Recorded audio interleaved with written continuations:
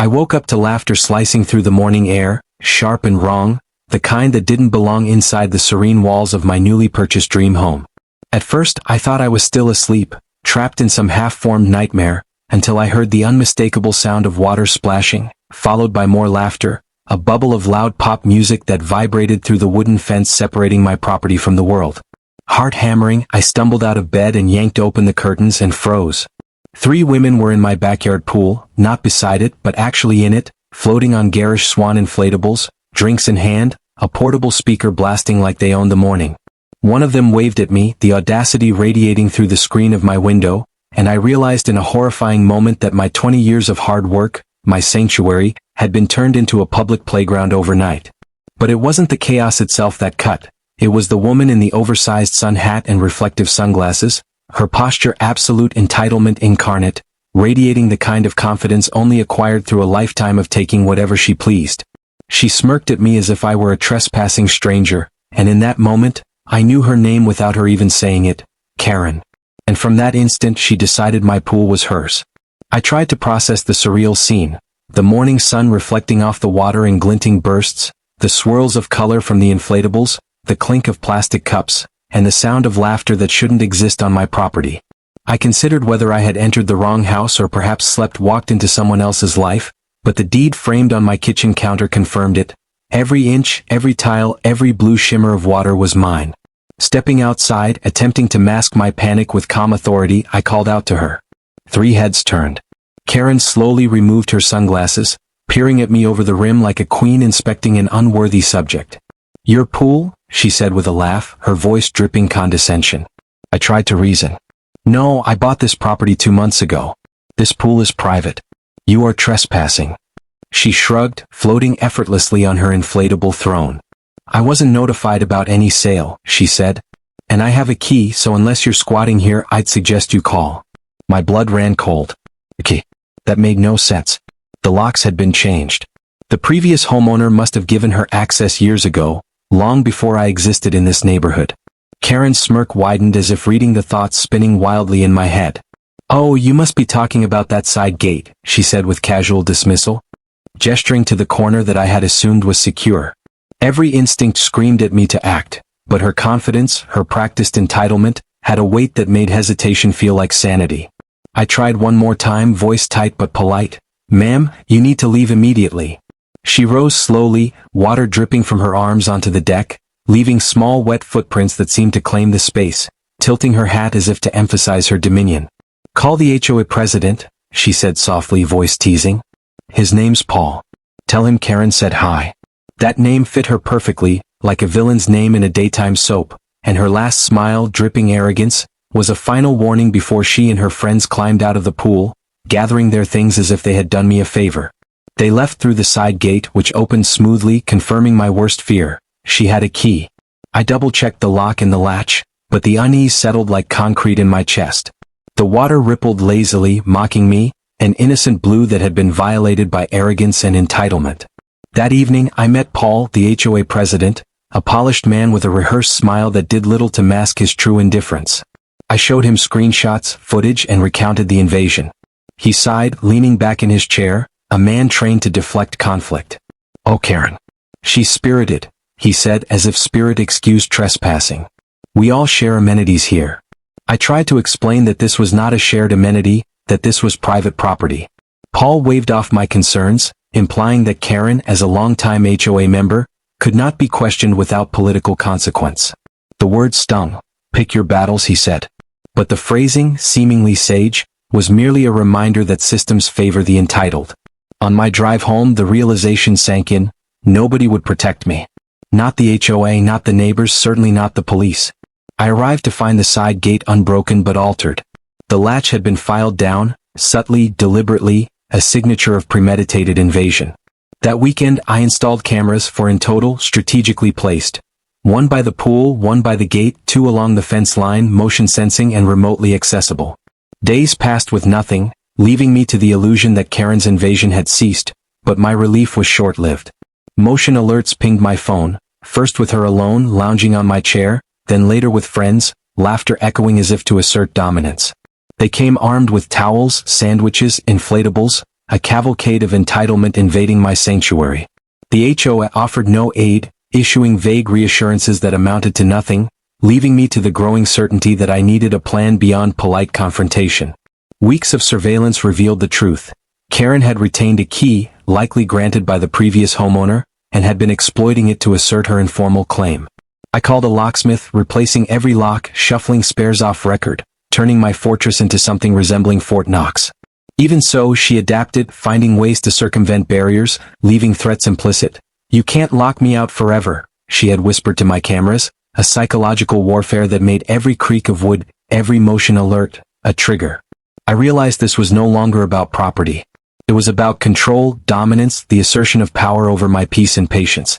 I gathered evidence, screenshots, timestamps, video files, and consulted an old friend, Mason, a chemistry professor who had a flair for precise solutions. Together, we devised a safe, reversible, theatrical method to expose her. A pool additive that would react only with the specific sunscreen she used, turning the water and her skin a vivid green under sunlight, harmless yet undeniable. Weeks of testing, documentation, consultation, and rehearsal culminated in meticulous preparation. Cameras were double-checked, angles verified, neighbor Jim briefed as a witness, everything recorded, time-stamped, logged. On the day of execution, I added the agent with measured care, swirling the water gently, noting every detail. Volume, weather, exact time. The anticipation was agonizing.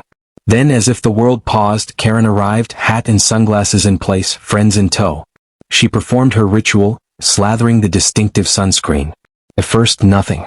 Then, a green bloom spread along her arms, across the swan float, across the surface of the water, a jewel-toned rebellion against her sense of entitlement.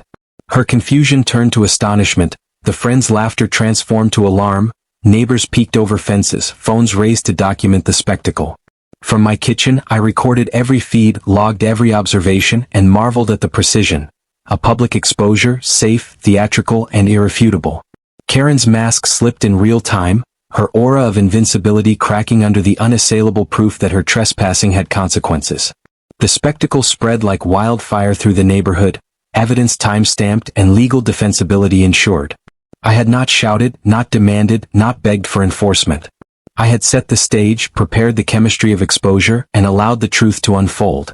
In that moment, watching Karen flail under the tide of vivid green, I understood the potency of patience, planning, and principle.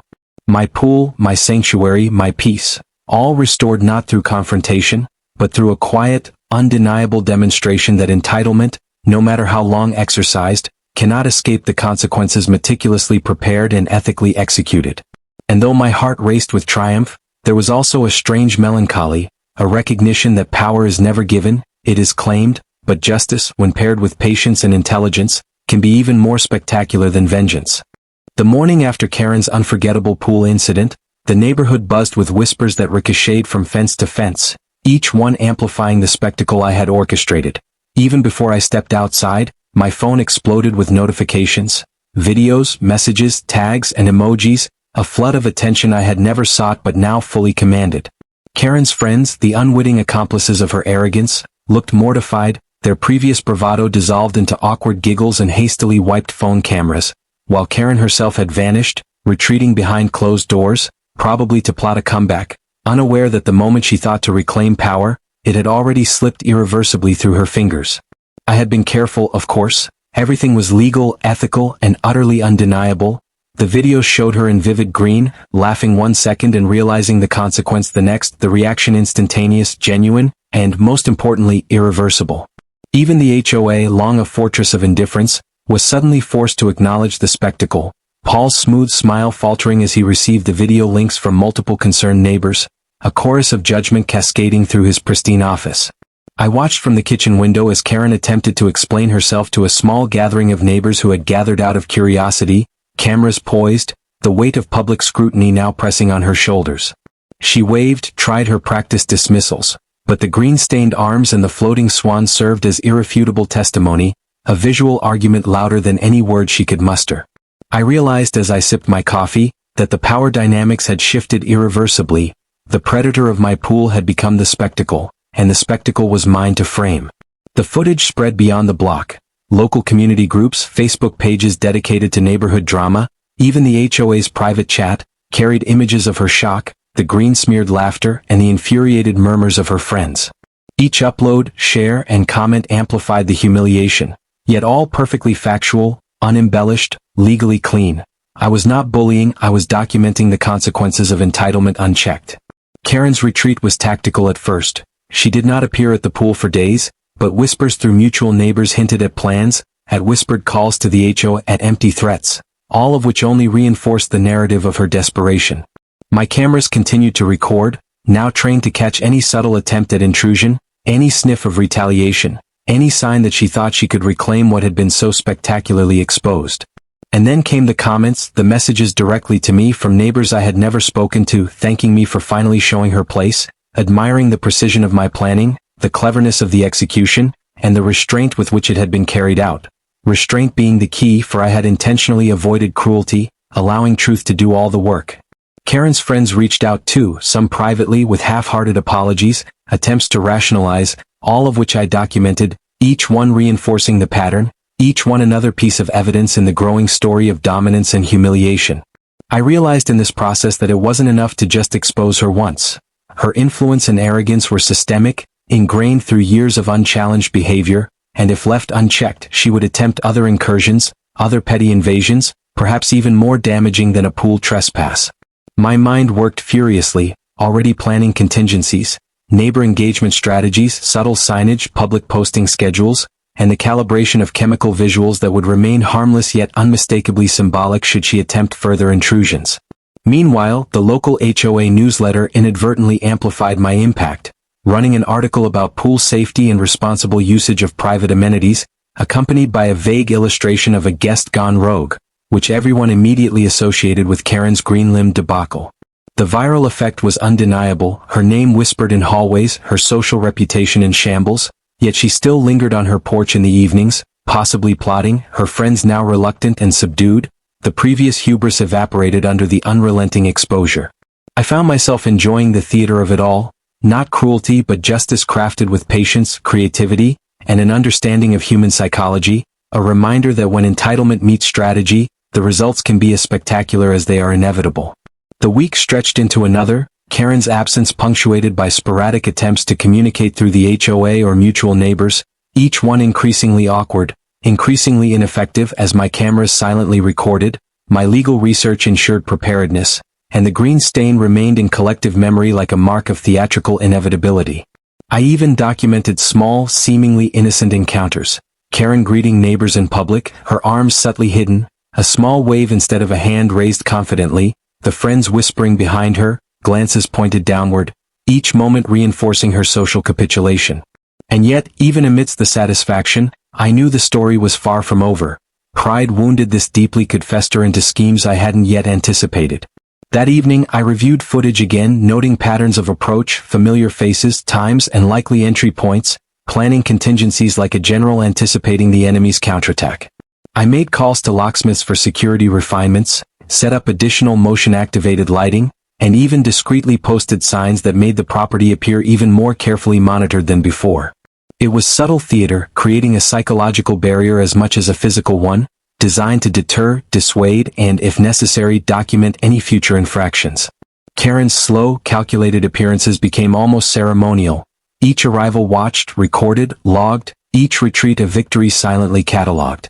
Neighbors began acknowledging me differently, nodding, waving, some even sharing their own small grievances, emboldened by the spectacle of justice enacted without a shout. Local social media pages buzzed, each post about the green-armed queen adding layers to the story, making the tale bigger, public, undeniable. I even found amusement in the subtler developments. Karen attempting subtle reclaiming, waving from across the street, smiling thinly, trying to regain composure while her skin remained unblemished but her confidence chipped away bit by bit, every interaction a study in human ego meeting consequence. By the end of the month, I had effectively turned what had been a personal violation into a public lesson, a viral demonstration of accountability, carefully orchestrated to remain above reproach, legal, ethical, and undeniable, all while enjoying my reclaimed sanctuary, now more fortified both physically and socially than ever before. And as I watched the sun glint off my pristine pool, calm and private once again, I understood that victory was not only in the spectacle itself but in the careful planning, the patience, the anticipation of every reaction, and the quiet knowledge that power, when combined with strategy, could transform humiliation into art, and entitlement into a public spectacle that would be remembered, whispered, and shared for weeks to come. By the time the third week rolled around, Karen's desperation had reached a fever pitch, and I could see it in every glance, every hesitant step she took near the pool area, as if she were walking through a minefield of her own making, where each movement was monitored, recorded, and catalogued. Her friends, once her loyal sidekicks in mischief, had become silent observers, wary of their own social downfall should they attempt to intervene, leaving her increasingly isolated in the grand theater of her humiliation. I had anticipated escalation, knowing that pride bruised this deeply could spark reckless attempts to reclaim lost dominance, and so I meticulously laid traps of psychological deterrence. Fresh security cameras in corners that had previously been blind spots, motion-activated sprinklers, subtle signage that made the pool appear under constant surveillance, and strategically placed reflection surfaces that magnified her presence whenever she dared approach, all designed to ensure that any further intrusion would be fully documented and undeniable. The HOA, still reeling from the viral storm of the previous weeks, now had its board members tiptoeing around any interference, their prior arrogance tempered by the public spectacle they had inadvertently witnessed. Neighbors stopped discussing the event in hushed tones and began acknowledging me openly, some even waving as if to silently applaud the precision and creativity of my strategy. Karen, however, refused to concede, her every move a mix of boldness and caution, a desperate dance between reclaiming control and avoiding further public ridicule, but the green-stained memory lingered in the collective consciousness like a permanent watermark, a visual signature of her folly that could not be erased. I continued to monitor, document, and subtly manipulate the narrative. An innocent maintenance inspection here, a casual neighborhood watch patrol there, all perfectly legal yet psychologically unyielding, creating an invisible cage around her misadventures while reinforcing my own authority. One evening, she finally attempted a direct confrontation, marching to the edge of my property with her arms crossed, voice trembling with frustration as she demanded explanations. But before she could finish, I calmly invited her to sit by the pool and watch the videos she had unknowingly created, the recordings of her laughter, shock, and confusion playing on a discreetly positioned screen visible only to her, turning her aggression into a moment of introspection under the harsh light of undeniable truth. Her friends, lurking behind her, murmured apologies and excuses, each one swallowed by the gravity of the spectacle, while I maintained an air of calm authority, letting the visual evidence speak louder than any words, as Karen's face slowly transformed from defiance to disbelief to silent acknowledgement of her defeat. Over the following days, I reinforced the boundaries of my property subtly but effectively. Additional fencing disguised as decorative elements, security lighting that highlighted entry points, and small, strategically placed sensors that ensured no future incursion could go unnoticed. Every measure perfectly legal, ethically unassailable, and psychologically potent. A silent but unmistakable message that trespassing and entitlement would be met with undeniable consequences. The local social media storm continued to grow, each share, each comment, each whispered conversation extending the narrative of Karen's green-stained misadventure, until it became a case study in viral humiliation, a lesson in social consequences, and a testament to careful planning, patience, and strategic thinking. By the end of the month, Karen had retreated entirely from any attempts to reclaim dominance, her friends now cautiously polite, her presence minimized to a mere shadow in neighborhood interactions. While I continued to enjoy the pool in peace, my control absolute, the spectacle complete, and the lesson indelibly etched into public memory. Entitlement unchecked meets consequences unavoidable, and strategy, patience, and creativity could transform a personal violation into a viral masterclass of justice served. And as I finally relaxed under the sun, watching the water shimmer untouched and private once again, I realized that the ultimate triumph had not just been the public humiliation of Karen, but the reclaiming of my own space, the restoration of personal sovereignty, and the quiet satisfaction of knowing that power, when combined with careful planning and patience, could turn audacity into spectacle, arrogance into a cautionary tale, and entitlement into a story that would be told, remembered, and shared for weeks, even months, as a testament to justice executed flawlessly and creatively, leaving Karen as nothing more than a vivid memory of what happens when ego meets preparation.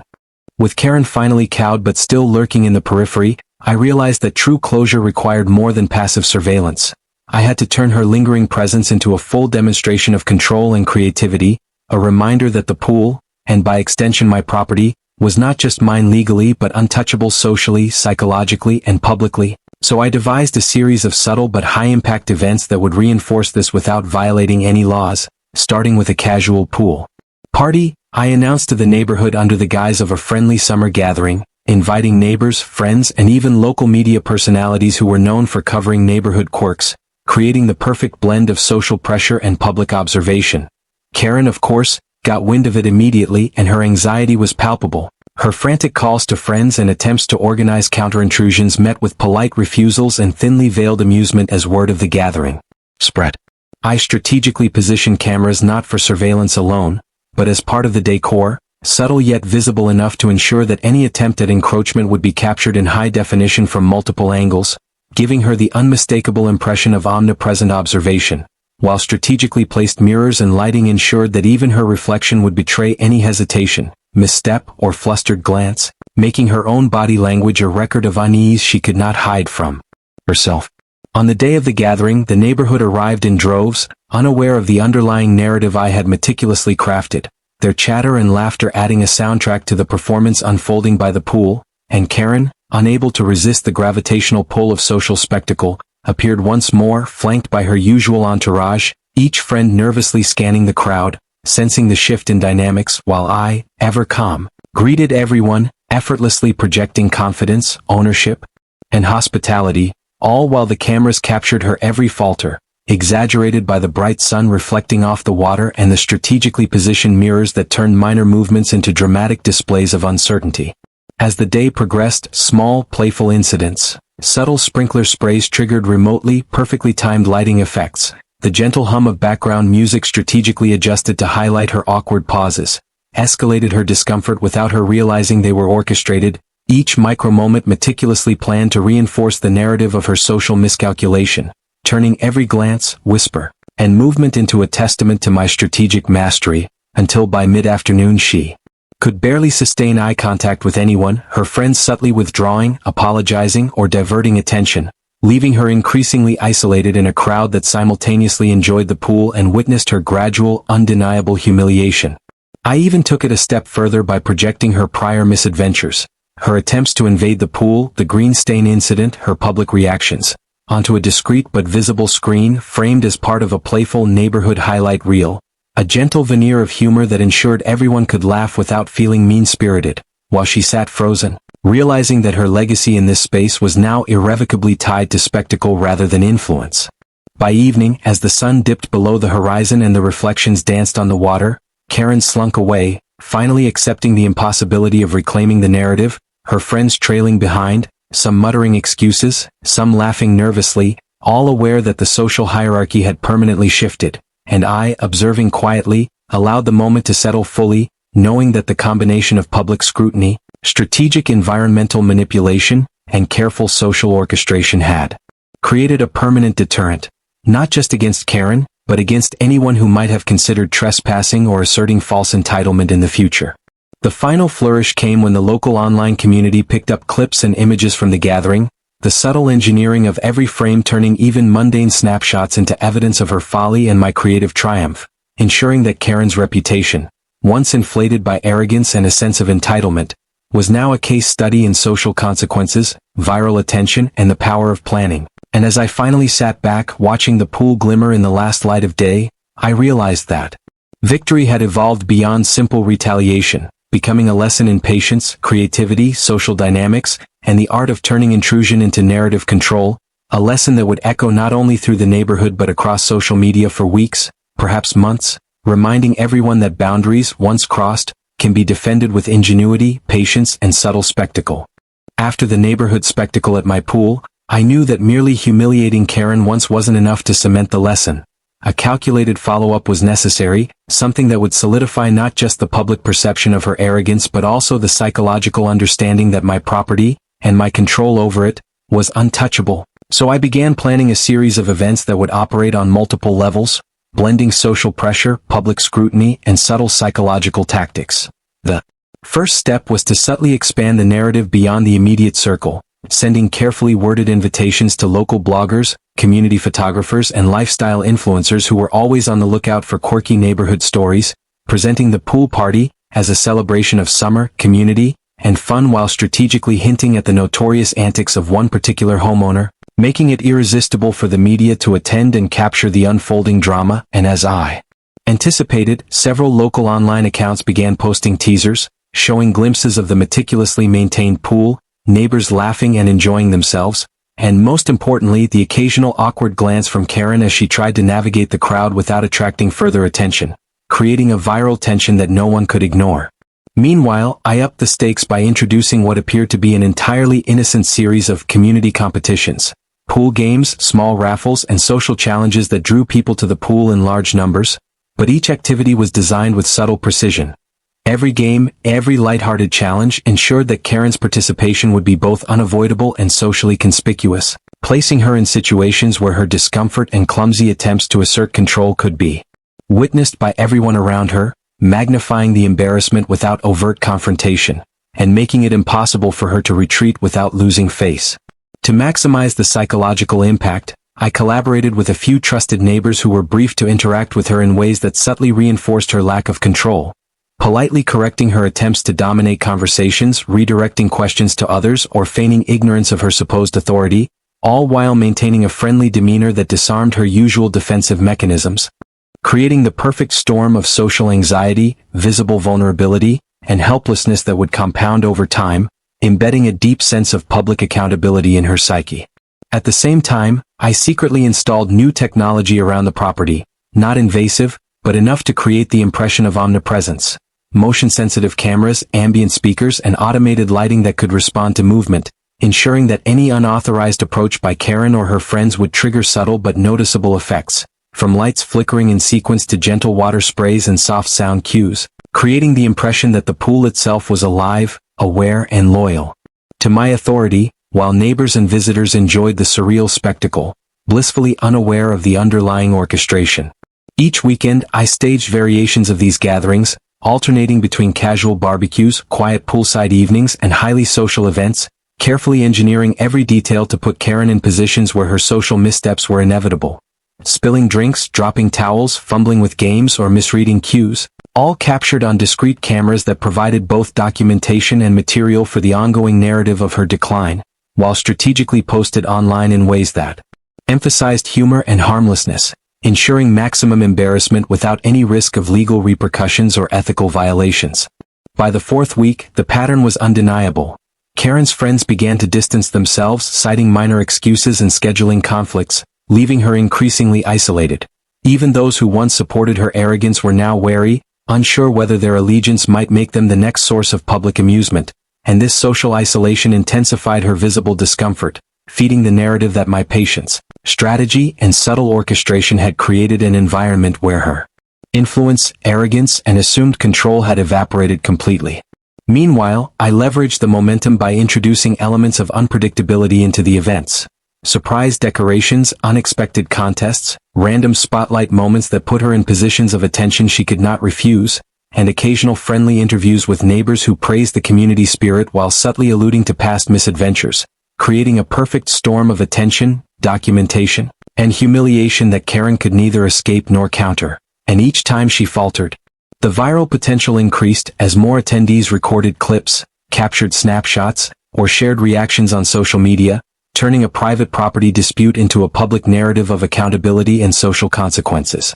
The strategy worked even more effectively when I coordinated with local authorities for a few official community inspections, not as enforcement, but as appearances of legitimacy that gave her actions context in a broader social and legal framework, subtly reminding her that my ownership and rules were backed by law while simultaneously providing additional documentation opportunities, allowing neighbors and online viewers to see the clear difference between responsible, lawful behavior and Karen's repeated, albeit subtle, trespasses. And when combined with the ongoing social and media pressure, the result was a psychological cage she could not escape, her attempts to regain influence becoming increasingly desperate, clumsy, and obvious, fueling the narrative I had meticulously constructed.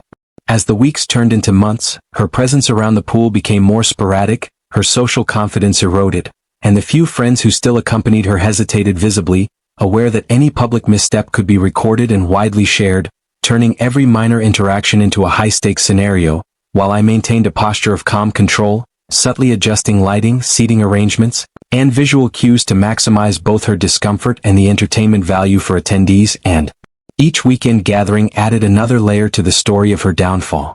One particularly memorable event involved a casual announcement that I would be hosting a Neighbor's Choice award for the best poolside trick or performance, entirely voluntary, but I knew that Karen would feel compelled to participate, and participate she did, attempting an elaborate dive that ended with a minor slip and a perfectly timed splash, captured from multiple angles by both cameras and attending neighbors, instantly transforming an otherwise ordinary pool day into viral content. The images and videos circulated online, her expression frozen between panic and embarrassment, while captions crafted by me and a few friends highlighted the irony, humor, and inevitable social consequences, reinforcing the public perception of her as someone who overstepped boundaries and paid the price in spectacle and social capital. The cumulative effect was profound. Karen's attempts to reassert authority were met with subtle but unmistakable resistance, from neighbors politely redirecting conversations, to social media posts highlighting community harmony and mutual respect, to the automated environmental cues reinforcing her lack of control, creating a perfect feedback loop of embarrassment, social isolation, and viral humiliation that extended beyond the neighborhood into the digital realm, ensuring that any future attempts at trespassing, entitlement, or manipulation would be met not just with my strategic intervention, but with the collective awareness and documentation of a highly engaged community. By the end of the summer, Karen had retreated almost entirely, her influence diminished, her friends wary, and her public image reshaped irrevocably. Meanwhile, my property remained a beacon of carefully orchestrated social dynamics, a testament to patience, strategy, creativity, and the power of turning intrusion into spectacle, proof that boundaries, once firmly established and defended with foresight, could become lessons in social and legal accountability, viral entertainment, and psychological dominance, all achieved without ever crossing the line into illegality or overt cruelty, leaving Karen and any potential imitators with a vivid, unmistakable lesson that underestimating ownership, creativity, and the social power of careful orchestration could result in humiliation that lingered far longer than any brief trespass, and that true authority required not just legal rights, but strategic vision, psychological insight, and the ability to transform conflict into enduring narrative, public spectacle, and irreversible social consequence. By the time Section 6 unfolded, the neighborhood had transformed into a stage where every movement, every glance, and every social interaction contributed to the carefully orchestrated narrative of Karen's decline, and I knew that to bring the story to its full crescendo, I had to escalate the stakes further while maintaining the subtlety and precision that had proven so effective thus far. So I began planning a grand, end-of-summer pool event that would appear entirely celebratory on the surface, a barbecue, music, games, and lighthearted competitions. But underneath was a carefully layered strategy designed to cement Karen's final public humiliation and demonstrate to the community, and anyone watching online, the consequences of trespass, entitlement, and arrogance. In the weeks leading up to the event, I coordinated with neighbors, friends, and a few discreet local content creators to subtly tease the gathering online, using phrases that hinted at surprises, unexpected challenges, and the presence of notable personalities, which naturally piqued the curiosity of the neighborhood and beyond, ensuring that attendance would be high and that the digital footprint of the event would be massive, all while maintaining the illusion of a casual community gathering.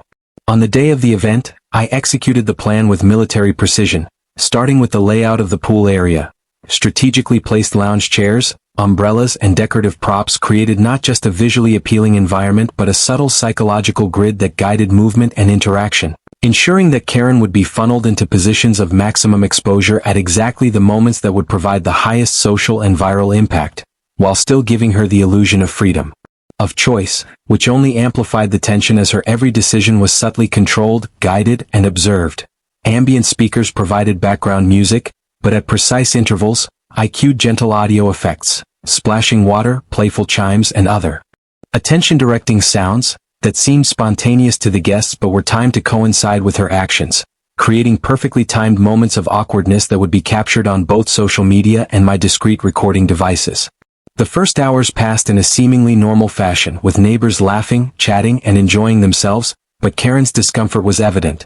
She shifted nervously, trying to assert her presence without drawing attention, attempting to reclaim control through conversations, clumsy jokes, and exaggerated gestures. But each move was met with friendly resistance.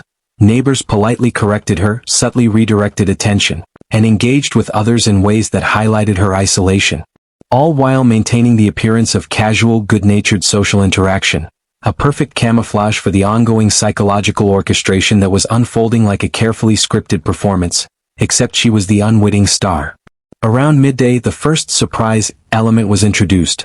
A pool-based challenge disguised as a casual competition where participants could demonstrate a fun skill, diving, synchronized floating, or creative use of pool toys, but the rules were subtly structured so that Karen, eager to show off, would inevitably misstep.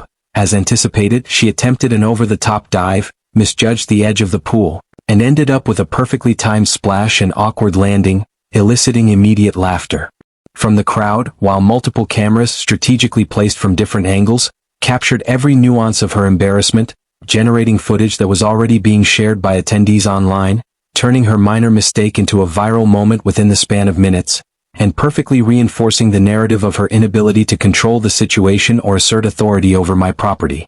With momentum on my side, I layered in additional elements.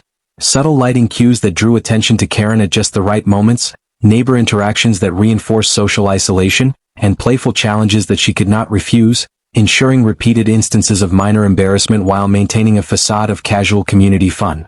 These cumulative effects, combined with the ongoing social media documentation, created a growing feedback loop of attention, embarrassment, and psychological pressure, making every attempt to regain composure increasingly difficult and visible, and heightening the tension in a way that was both entertaining and educational for the wider audience watching online. One of the key components of the plan involved carefully orchestrated social endorsements. Neighbors who had previously been neutral or mildly sympathetic toward Karen were now subtly positioned to engage in small acts of public correction, gentle teasing, or redirection that reinforced her lack of influence without appearing malicious, ensuring that even allies could not shield her from the social consequences, while casual attendees, unaware of the full orchestration, unknowingly contributed to the viral